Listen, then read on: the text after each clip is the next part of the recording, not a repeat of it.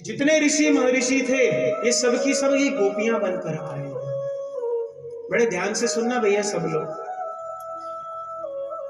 जब हमारे राम जी ब्याह करने के लिए कहां पर गए, मिथिला में गए, तो वहां पर जितनी भी मिथिला की स्त्रियां थी, जब सबने राम जी का रूप देखा, सबके मन में यही आया क्यों ना कि भैया ये राम जी हमसे भी ब्याह कर लें। राम जी सबके मन की तो जानते थे, लेकिन राम जी ने कहा इस समय मैंने एक पत्नी व्रत ले रखा है, केवल मैं एक ही विवाह करूंगा। और किससे किया? उन्होंने सीता जी के साथ किया। भगवान ने कहा चिंता नहीं करो, तुम सब द्वापर में आना गोपी बनकर, तुम सबके मनोरथ को पूर्ण करूंगा। तुम्हारा जो जितनी मिथिला की गोपियां थी ना, सबकी सब आ गई है यहाँ पर। जब भगवान दंडकारण्य वन में गए राम जी, तो वहां पर जितने भी भैया वो ऋषि मुनि थे ना, उन ऋषि मुनों ने सुना था कि राम जी ने एक शिला को चरण स्पर्श करने के बाद क्या हुआ, वह जो शिला थी वह स्त्री बन गई। वो जितने भी भैया वहां पे तपस्वी महात्मा सब बैठे हुए थे ना, सबकी सब पत्थर ले लेकर आ गए। कहते राम जी इसको भी छू दो, ये भी स्त्री बन जाएगी, कम से कम हमारे घर में कोई सेवा करने वाली तो आ जाएगी। राम जी भी कहने लगे भैया तुम महात्मा हो, साधु हो, तपस्वी हो, तुम क्यों चक्कर में पड़ रहे हो।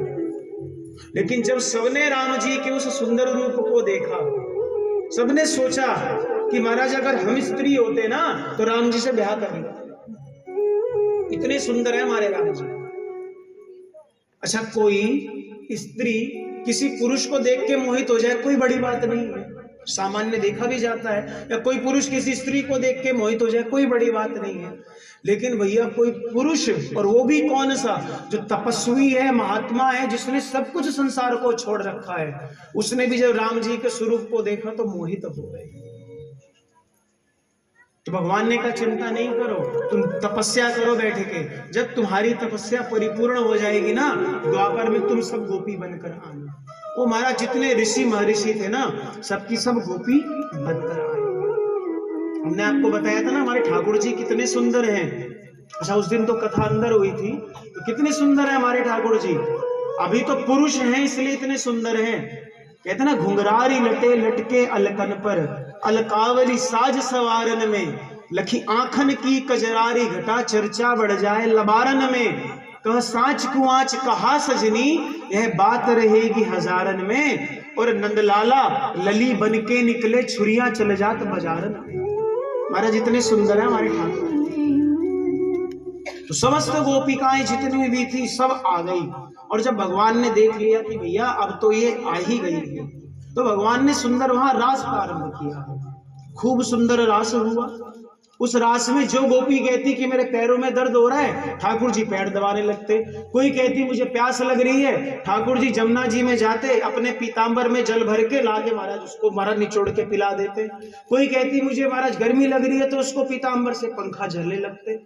अब जितनी गोपियां थी सबके मन में अभिमान आ गया।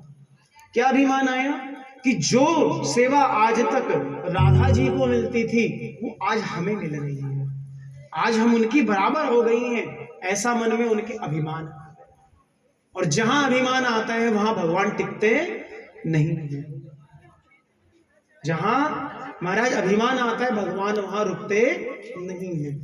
महाराज ठाकुर जी अंतर ध्यान हो गए वहां से, और जैसे ही अंतर ध्यान हो गए, ये समस्त गोपिकाएं ठाकुर जी को ढूंढने लगी। खूब ढूंढा, कहीं नहीं मिले। यमुना जी से पूछती हैं, अशोक के वृक्ष से पूछती हैं, तुलसी से पूछती हैं, कच्चिद तुलसी कल्याणी गोविंद चरण प्रिय।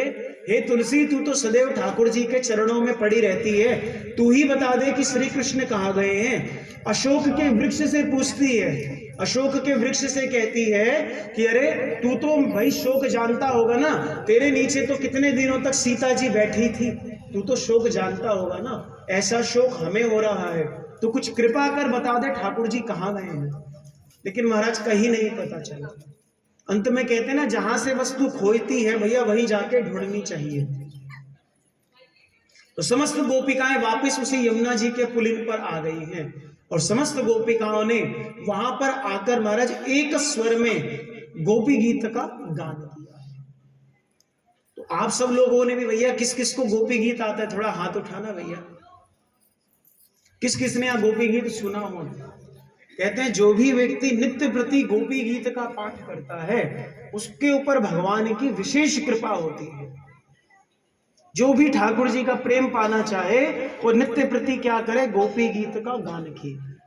तो हम उस गोपी गीत के कुछ श्लोकों का अर्थ आपको समझा दें और फिर सब लोग चलेंगे महारास की ओर, जहाँ सुंदर भैया यहाँ महारास होगा और उस महारास में बैठे नहीं रहना।